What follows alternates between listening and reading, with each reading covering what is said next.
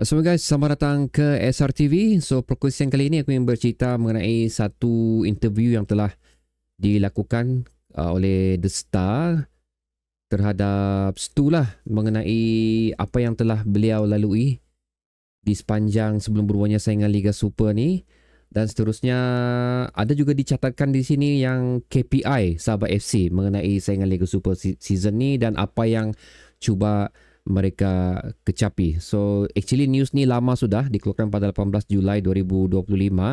Aku ingin membuat perkongsian mengenai news daripada The Start interview kepada Stu ni, tapi I try to find a good time to do it lah. So aku rasa ini adalah masa yang sesuai. Anyway, time aku buat video ni ada perlawanan Liga Wanita Nasional 2025 di antara KL Rangers FC menentang Sabah FA, di mana sekarang ni Sabah 8, KL Rangers 0. Ui, boleh tahan dia orang ni. Macam makin menjadi-jadi semandak Sabah ni. So perlawanan ni masih berlangsung lah. So while I'm doing this video, aku memerhatikan juga perlawanan ni. Tuh, tapi nampak gayanya sudah masuk ke minit 66 dengan 8 jaringan berbalas kosong. Confirm match ni milik dia orang lah. Okay, anyway, kita pergi ke cerita utama yang aku kongsikan di video kali ini. Aku akan mulakan dulu. Tajuk dia adalah Stuart to stay with Sabah despite solid offers to play abroad. So maksudnya cerita mengenai Stu yang bakal ataupun sedang dipancing oleh klub daripada Liga Thailand tu sebenarnya memang legit. Memang Stu sendiri mendapat offer, tapi Stu berhasrat membuat keputusan untuk terus stay bersama Sabah FC, dan offer yang diterima oleh Stu ni adalah beberapa klub daripada Liga Utama Thailand, iaitu daripada Chonburi dan juga Kanchanaburi Power. Itu adalah antara dua klub yang mendapat perhatian Stu lah. Tapi unfortunately Stu telah menolak tawaran tersebut dan ingin terus stay bersama Sabah FC. So antara benda yang menarik aku ingin cerita dengan kamu lagi adalah mengenai apa yang telah diceritakan oleh CEO kita, iaitu Shah Helmi, mengenai plan Sabah FC untuk season ni adalah mixture of experienced player yang memang sudah lama beraksi di Liga Super dan lama sudah beraksi di Sabah FC, dan campuran beberapa player muda untuk Sabah FC yang dengan harapan akan menjadi pelapis untuk Sabah FC bagi season-season yang akan datang. So maksudnya tidak perlu sangat mencari pemain di luar daripada Sabah untuk menguatkan skuad The Rhinos ni. Lebih kurang gitulah. So antaranya ialah apa yang dikatakan oleh Stu yang membuktikan ini adalah perancangan daripada Sabah FC adalah ini apa yang Stu cakap, aku quote saja, all in English lah.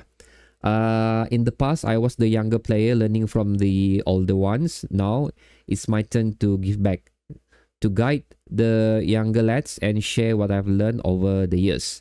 They are eager to learn. With the right support and push, we can help them develop and contribute meaningfully to the team's success.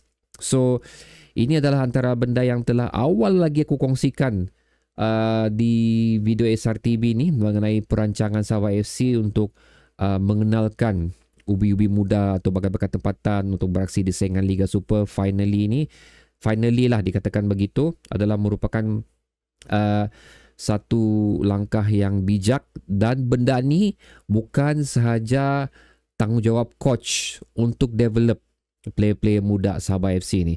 Ianya tanggungjawab juga untuk senior player. Maksud aku senior tu bukanlah senior dari segi umur sahaja, tapi senior dari segi keberadaan mereka di dalam klub. Untuk Stu pun aku rasa macam masuk berapa 4 season, 3 season sudah bersama Sabah FC. So dia adalah antara player yang boleh dikatakan senior di dalam Sabah FC ni lah, termasuk juga Ape, termasuk juga Damien, Dominic Tan, Daniel Ting. Semua benda tu adalah menjadi kunci utama lah untuk development of youngsters yang cuba dilakukan oleh manajemen Sabah FC bagi manajemen kali inilah. So aku menyahut baik plan yang dilakukan oleh manajemen Sabah FC ni, di mana ini adalah langkah yang cukup bijak. Sebenarnya aku katakan perlu mengekalkan pemain senior di dalam Sabah FC ni sekiranya ingin membentuk bakat-bakat baru ataupun ubi muda bersama Sabah FC ni, kerana tanpa ada push daripada player-player yang sudah sedia maklum ataupun mempunyai league proven di saingan Liga Super ni, tanpa ada mereka amat sukar untuk membimbing orang-orang muda ni, ubi muda ni, sekiranya ianya diberikan tanggungjawab tersebut terhadap coach sahaja. Itu yang ingin aku katakan di sini. Dia juga macam gembira lah apabila nama seperti Gary, Sifu dan juga siapa lagi satu orang tu, Sifu dan Gary lah, masih lagi berada dalam kelab ni, kerana dia merasakan itu adalah merupakan juga dua individu yang mempunyai experience yang cukup besar untuk membantu, bukan saja coach, membantu Stu untuk mendidik anak-anak muda ni. Dan aku berharap benda ni cukup berhasil. Dan seperti mana aku katakan pada video sebelum ni juga, aku mengharapkan yang UBB muda anak jati tempatan Sabah ini sekarang ni telah diberi peluang, telah diberikan laluan untuk mereka, dan sekarang ini terpulang kepada mereka bagaimana untuk mereka mengambil peluang ni sebaik-baiknya.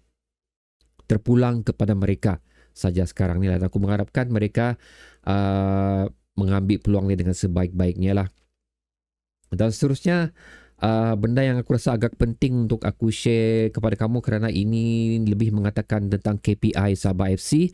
Pasal benda ni yang aku tunggu-tunggu sebenarnya, aku tunggu-tunggu daripada manajemen Sabah FC untuk mengeluarkan statement mereka tentang di mana hala tuju untuk Sabah FC bagi saingan Liga Super untuk musim ni. Dan ini telah dikeluarkan oleh Stu sendiri, di mana beliau mengatakan yang mana sudah tu statement tu. Okay. Ini reason kenapa dia stay lah. Okay, ini reason kenapa dia stay. Aku quote lagi daripada interview yang telah dilakukan terhadap Stu. The club's ambition still align with mine, which is to be competitive at the top end of the table. The squad remains strong, so I felt right to stay. So maksudnya ini yang aku katakan lah. Macam sebelum ni kita risau Stu, Dominic, Daniel Ting, individu ni lah, adakah mereka akan kekal bersama Sabah FC? Aku pernah mengatakan ini depends dengan apa plan Sabah FC, manajemen Sabah FC untuk season yang akan datang ni. Adakah plan tersebut mampu untuk menarik minat mereka ni, yang membuatkan mereka terpanggil untuk stay terus bersama Sabah FC. So aku merasakan apa yang telah dijanjikan kepada mereka ni menarik minat mereka, seperti mana dikatakan oleh Stu, dia align dengan apa yang Stu inginkan di dalam karier bola sepak beliau, membuatkan mereka terus stay bersama Sabah FC. So dengan ayat kompetitif at the top end of the table tu, aku tidak merasakan top end ni adalah top 5, tapi aku merasakan top end ni adalah top 3 di saingan Liga Super. Dan bagi aku juga pun macam it's not fair untuk kita as a fan, it's not fair for the player Sabah FC yang telah 3 kali berturut-turut merangkul kedudukan ketiga saingan Liga Super. Tidak fair untuk kita katakan kepada kita atau kepada mereka yang kali ini kita cuma target untuk top 5 saja. Itu yang aku rasakan. Aku rasa top end of the table ni adalah top 3, dan aku mensasarkan kita cuba untuk mendapatkan tangga kedua bagi saingan Liga Super ni lah. So ini aku cuba ungkaikan sajalah apa yang mungkin tersirat daripada statement yang telah dikeluarkan oleh Stu ni. So aku merasakan ini adalah merupakan satu KPI yang relevan, yang patut kita tetapkan. I know this is another revolution or building up another team, tapi bagi aku, sekali aku katakan, it's not fair untuk kita, it's not fair for the players untuk mengatakan kita tidak boleh lagi mencabar kedudukan top 3 saingan Liga Super tu, kerana kita telah sekali lagi berada untuk 3 musim di tangga ketiga di saingan Liga Super. Dan untuk musim keempat ni aku merasakan adalah wajar untuk kita terus stay di top 3, dan target kita, mata kita sekarang berada di kedudukan kedua. So itu yang aku mengharapkan daripada player-player Sabah FC, itu yang aku harapkan daripada manajemen Sabah FC juga.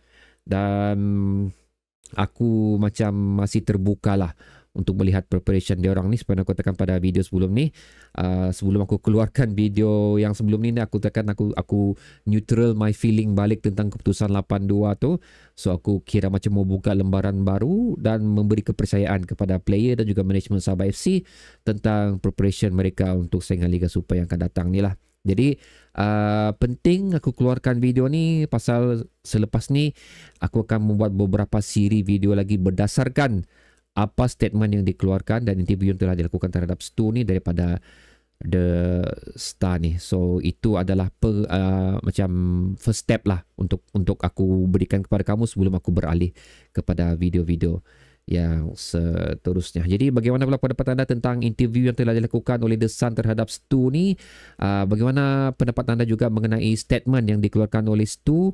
Adakah buat masa ni adakah anda rasa preparation yang diberikan oleh manajemen Sabah FC terhadap player kita align dengan apa yang ambition Stu terhadap skuad Sabah FC ni? Ambition Stu terhadap skuad Sabah FC, mungkin apa yang telah dinyajikan oleh Stu juga terhadap skuad Sabah FC ni. Letakkan pendapat anda di ruang komentar di bawah guys, dan bertemu lagi di video seterusnya. Assalamualaikum.